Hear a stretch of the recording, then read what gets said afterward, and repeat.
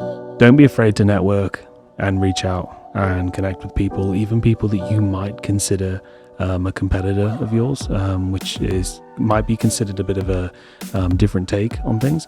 But a lot of the time, especially in any kind of creative industry, you're not really competing with each other. You're often building your own bases and your own clients, and oftentimes you have a lot to gain by connecting with each other.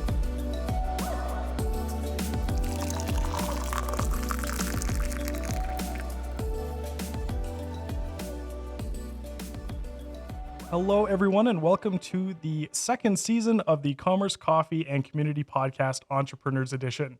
I'm your host, Brandon Greenall, and joining us for episode 1 is my good friend, Harry Perry of Perry Films. How's it going today, Harry? Hey, Brandon, doing pretty good. Thanks for having me on. Good to have you, man. Why don't we start off the interview today with you just telling us a little bit about your background, Harry, where you grew up, and what made you decide to move to Prince George and has kind of kept you here?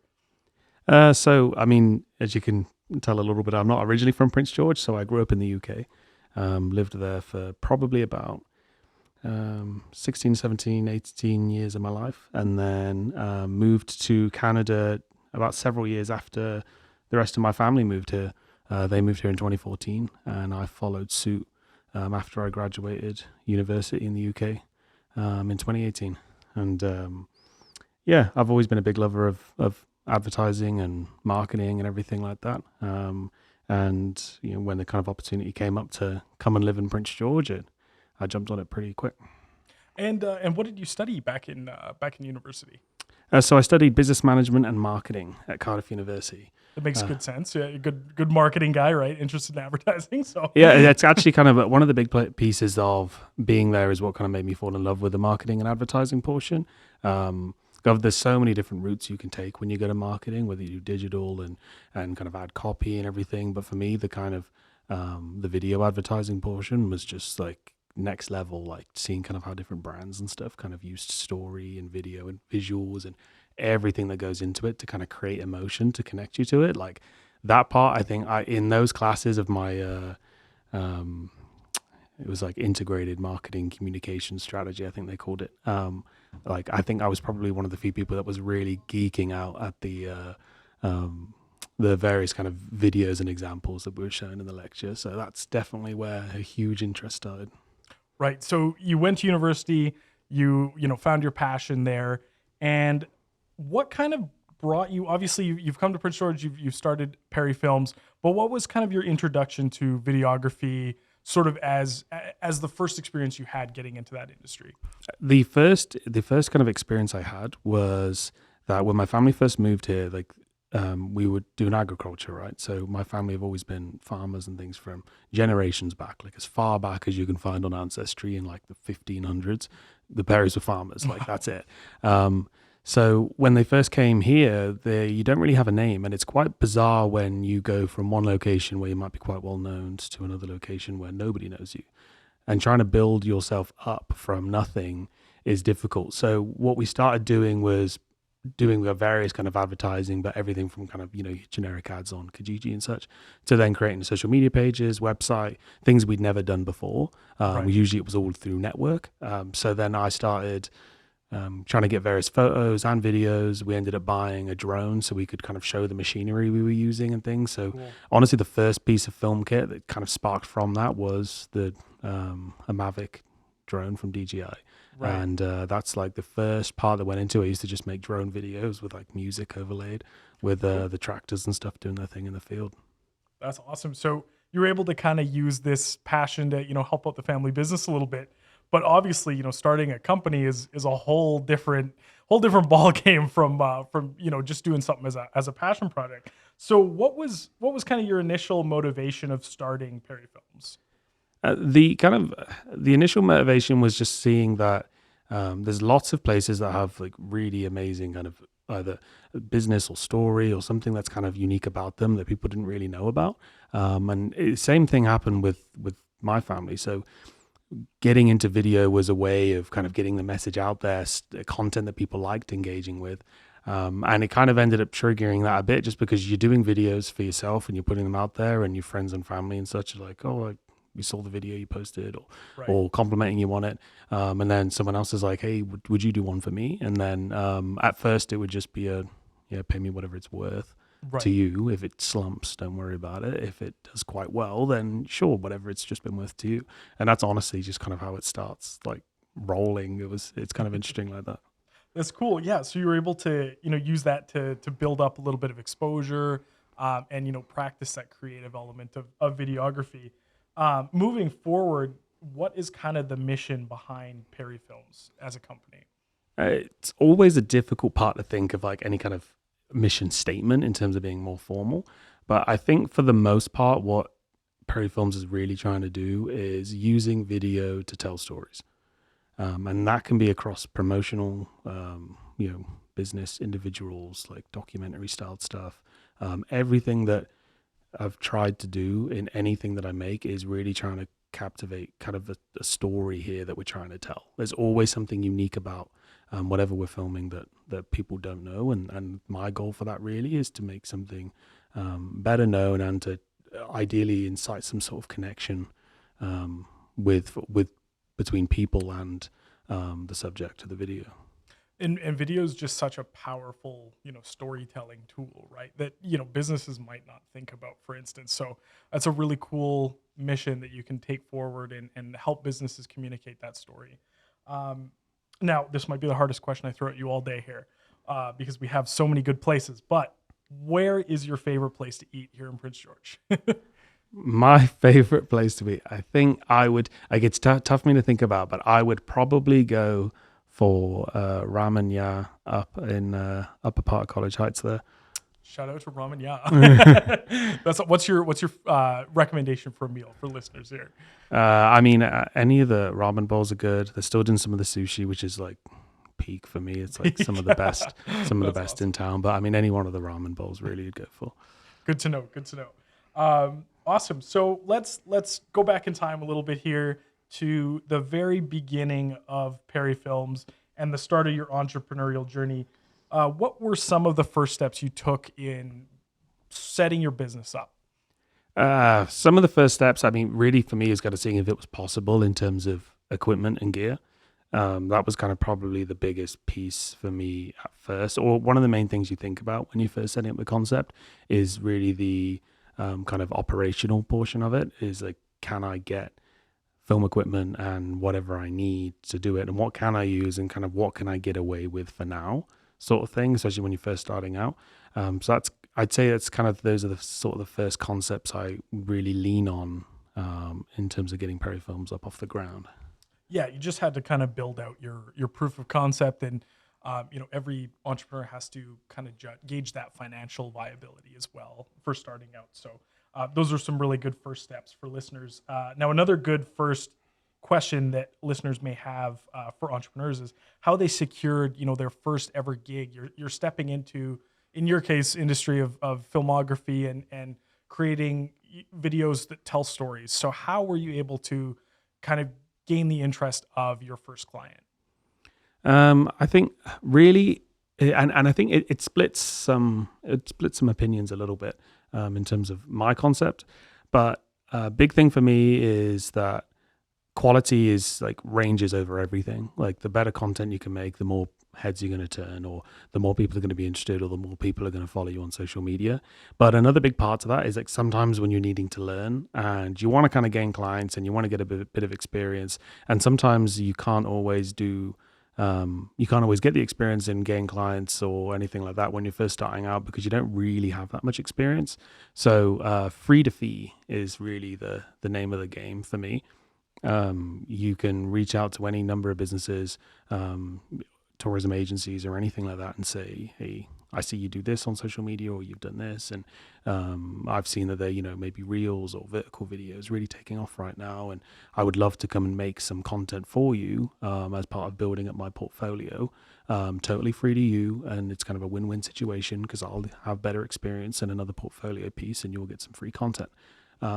and honestly, like half the time, people will be going, no, I'll pay you to do it, and that's honestly been such a good way to gain like relationships and build with people and kind of get a bit more of a foothold of kind of what the real process should be like, because the more kind of people you do that with, the better grasp you've got in terms of the concept of how to reach out and communicate with people, but also how to build the project once it's kind of accepted and ready to go.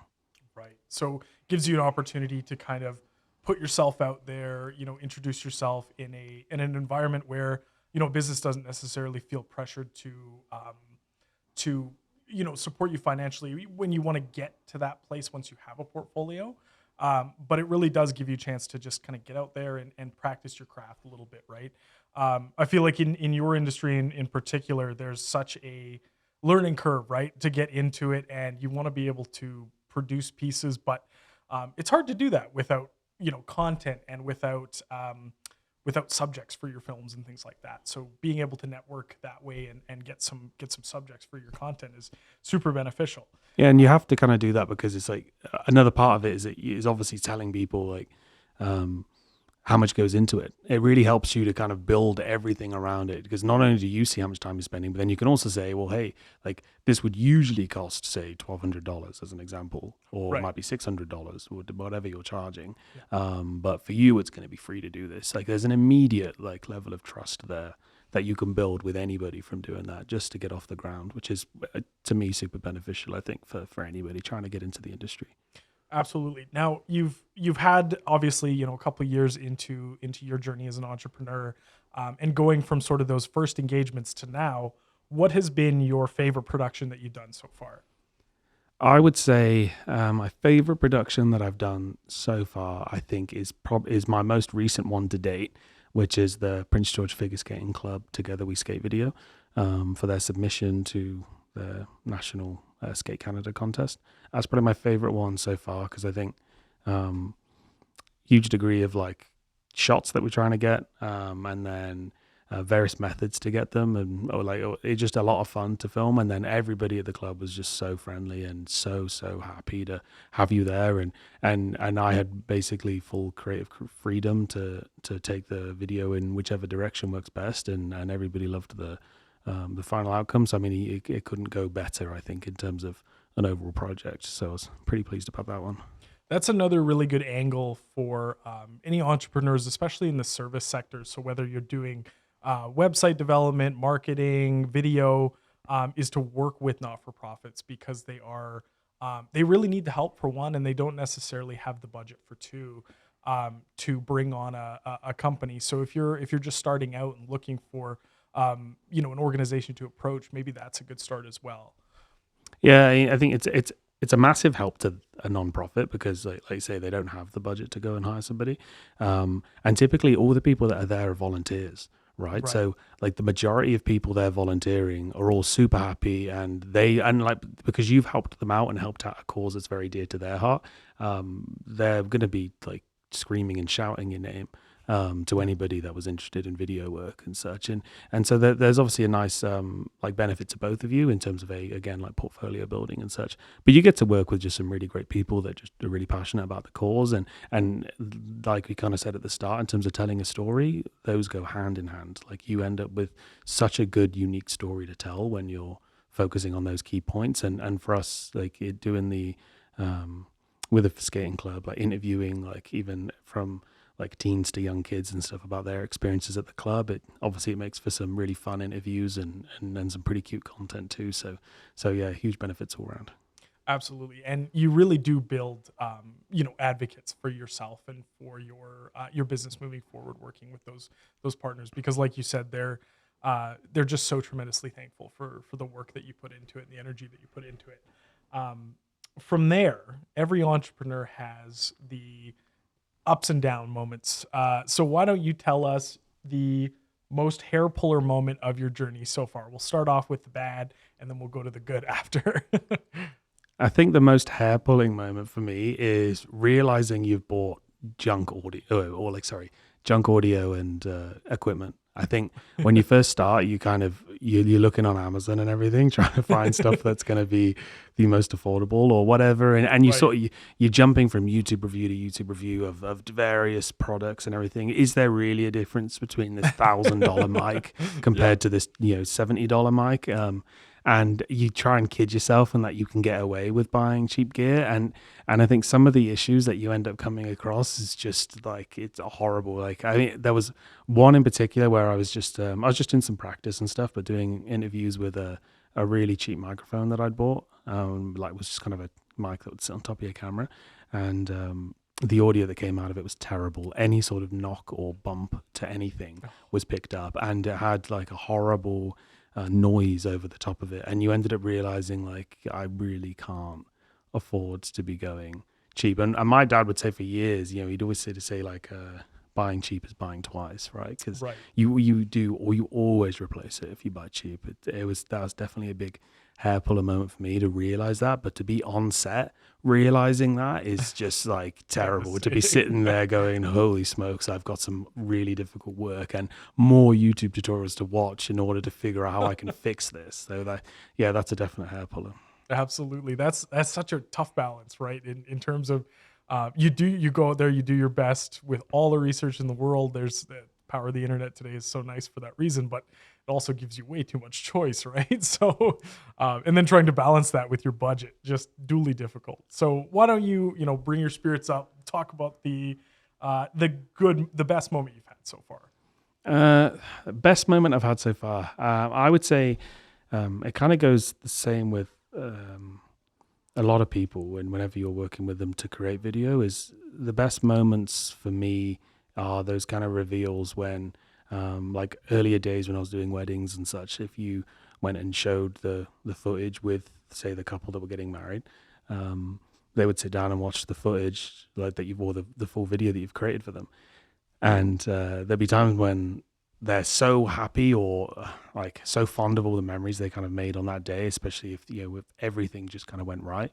Like there'd be times when like the couples might shed some tears and stuff at just how happy they are seeing it and be really thankful, or those messages you get back when you've kind of delivered the project, say via a link or something, and just seeing like the some of the feedback is really nice. If when people are really happy in terms of like not always necessarily having a full set plan, they're not 100% sure what to expect in the final outcome. It's always kind of really a really neat, cool kind of moment when someone's like giving you an all caps like, wow, this is amazing. Like, I love that. That's kind of, it's a nice moment because you know that they feel like you really captivated like what they were trying to tell, which is nice. Right. And it kind of just means that you're doing everything that you've exactly set out to do. So but some of my favorite moments is often in the feedback stage, honestly.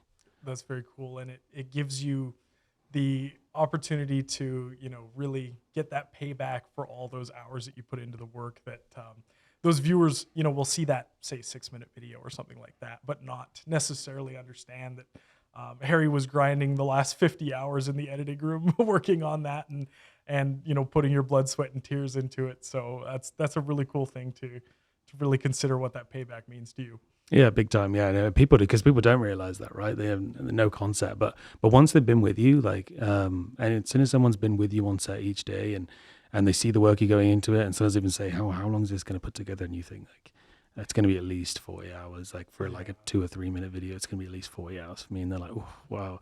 And then when you deliver it to them in like less than a week or something, so they know you've really hammered at it. Like it's it's pretty cool for that kind of feedback and everything, and just the ongoing process of the whole project is pretty cool. Right. What is one key piece of advice that you wish you had at the very start of Perry Films that you think would be a benefit to share to people looking to get into entrepreneurship? I think a key piece of advice, I mean, for me, like studying film for everybody is like, that I would have told myself back when I started would be, don't buy cheap gear, really, to be honest. Like back to the hairballer moment. Yeah. Don't buy cheap gear. Rent if you need to. You can rent gear, that's fine. There's loads of reputable companies. You don't have to rent off just, Joe Blow down the street that says he has a good mic. You can rent off it, like very reputable companies anywhere that will box it up, ship it to you, do whatever, and it's not very much to rent. So like I think yeah, that's probably a key piece of advice. Trying to think about the money I've probably spent on equipment that I've then replaced within less than a year Right. is pretty silly. So Yeah. yeah, I would say don't buy cheap gear. No, good to know. And videography is not the only industry where you can rent equipment before buying it, right? So if coming up with capital, for instance, is a barrier to your entrepreneurial journey, there's tons of places where you can rent equipment for any industry, right? So even here locally in town, if you want to start your own installation company or something like that, go rent a scissor lift. You don't necessarily have to buy that, right? Until you can justify it or afford it, right? Um, Perfect. So let's go on to the next sort of area of my curiosity with Perry Films here.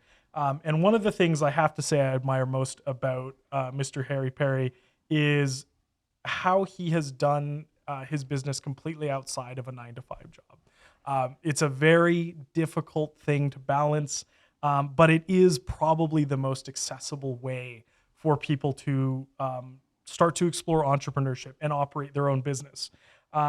With that being said, there's so much workload that comes along with that. Not only do you have to balance 40 plus hours a week at your regular job, family commitments, girlfriend, kids. There's so many different things you have to balance and then also put time into your business as well.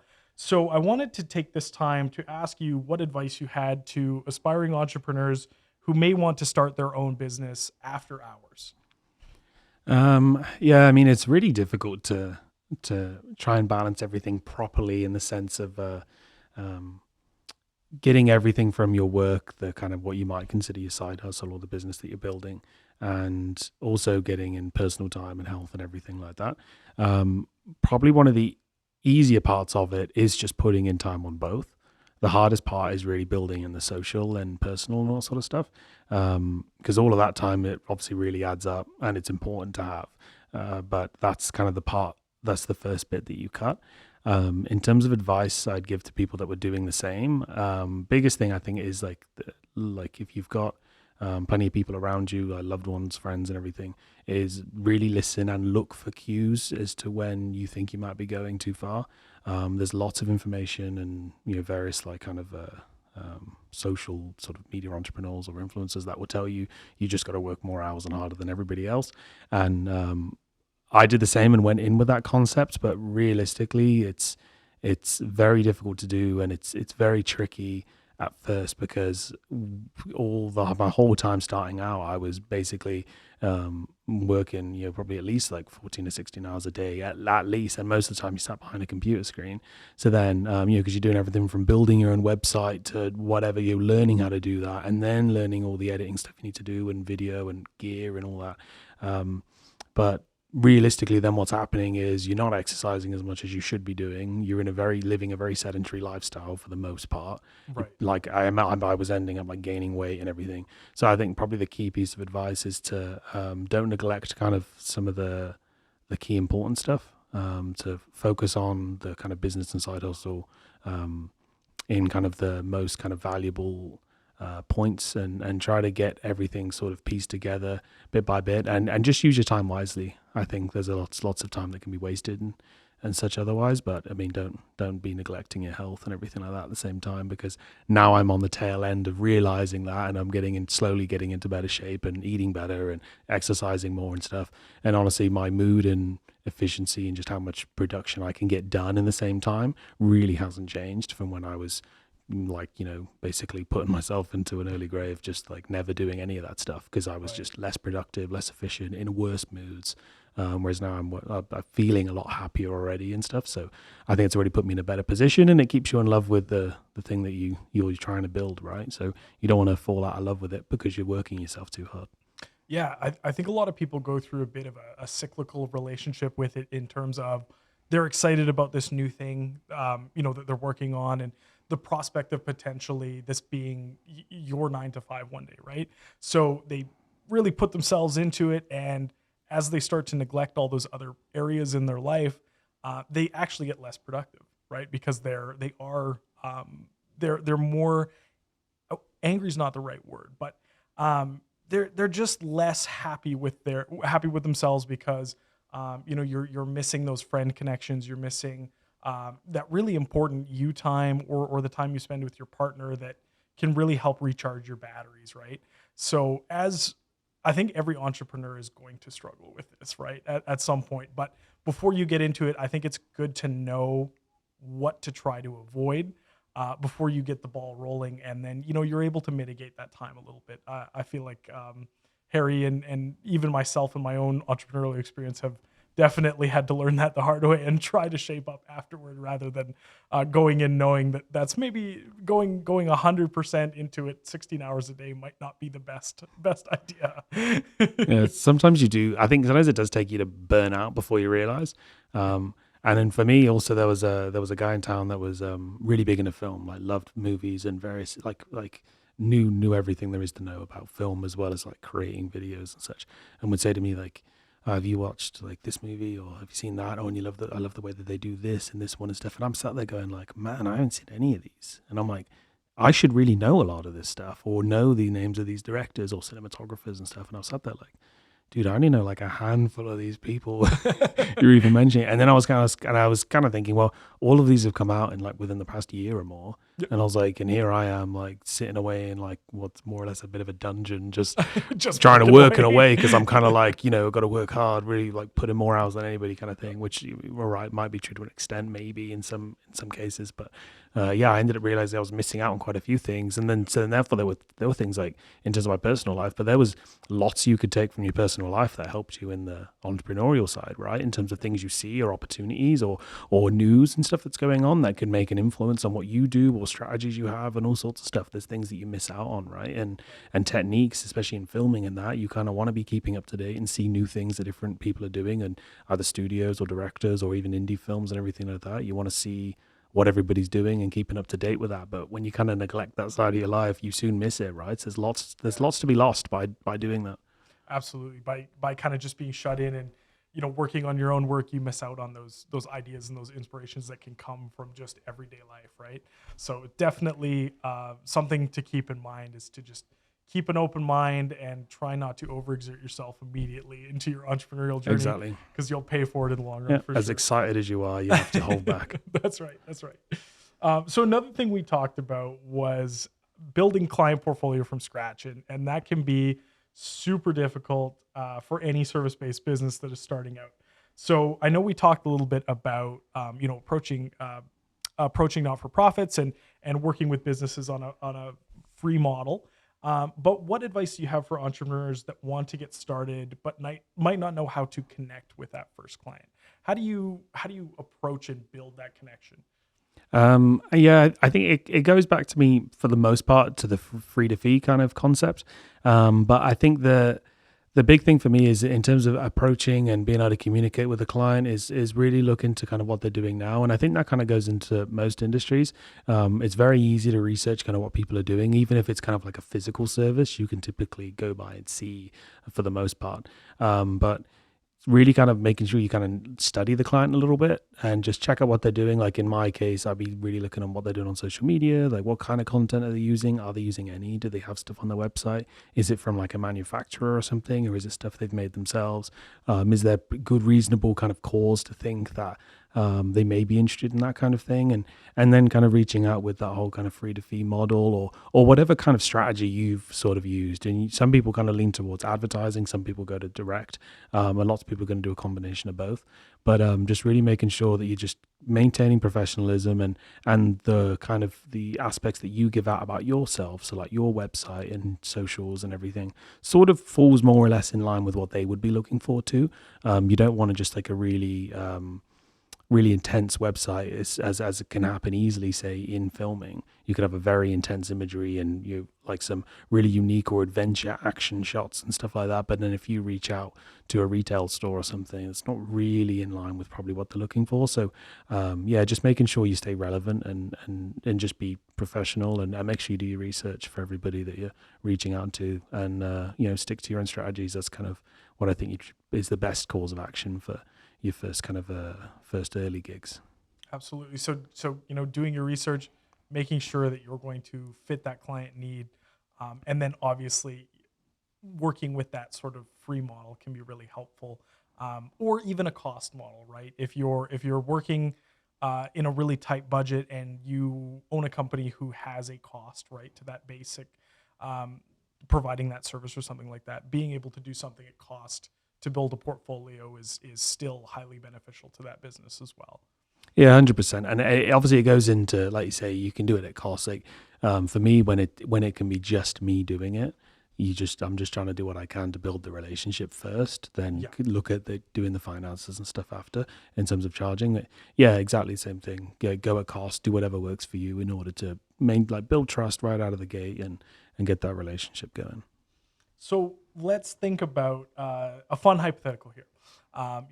Perry Films is 10 years into the future, and somehow a billionaire reaches out to you and says, Harry, you have an unlimited budget to make a documentary film on whatever you want.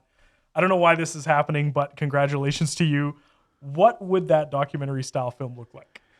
For me, I like in terms of one of my biggest passions really would be something around Formula One racing. If I was going to make a documentary on that, that would be like a dream come true. If you could follow the crews and stuff everywhere, because they go all over the world telling the stories as they go. For me as a documentary, that would be epic. Like in terms of like a once in a lifetime kind of dream opportunity.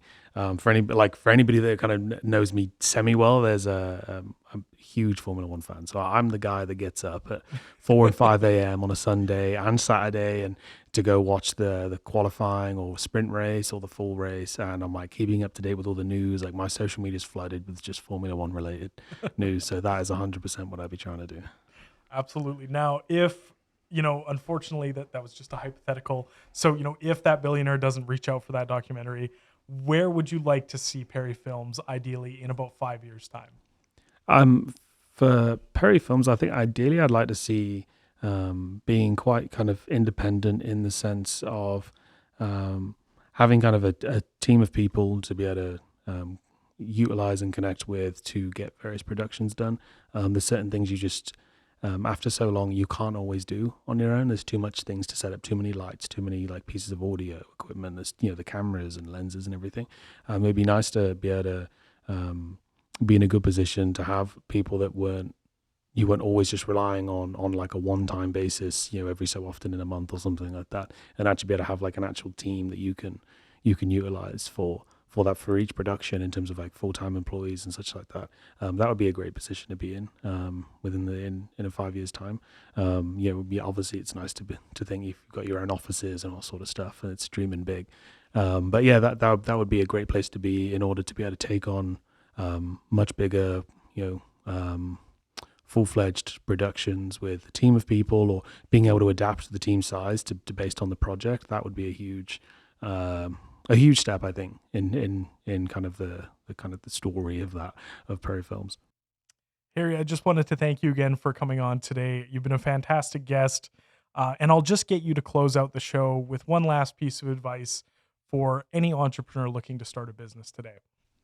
For me, like one last piece of advice is going to be, from my perspective, to don't be afraid to network and reach out and connect with people, even people that you might consider a competitor of yours, which might be considered a bit of a different take on things. But a lot of the time, especially in any kind of creative industry, you're not really competing with each other. You're often building your own bases and your own clients, and oftentimes you have a lot to gain by connecting with each other. Even if you think you might be competing directly, it's never a bad idea to be on good terms and on a good relationship. Don't be afraid to connect with people in the community, potential people that you might consider a competitor or someone who's just in the same industry as you. You have lots to gain and very little to lose, honestly, in my view, by connecting and networking with people and just being that friendly person that you see out and about, and just be very kind of inviting with everybody that you deal with. That's honestly probably the key bit of wisdom I think I could leave you with.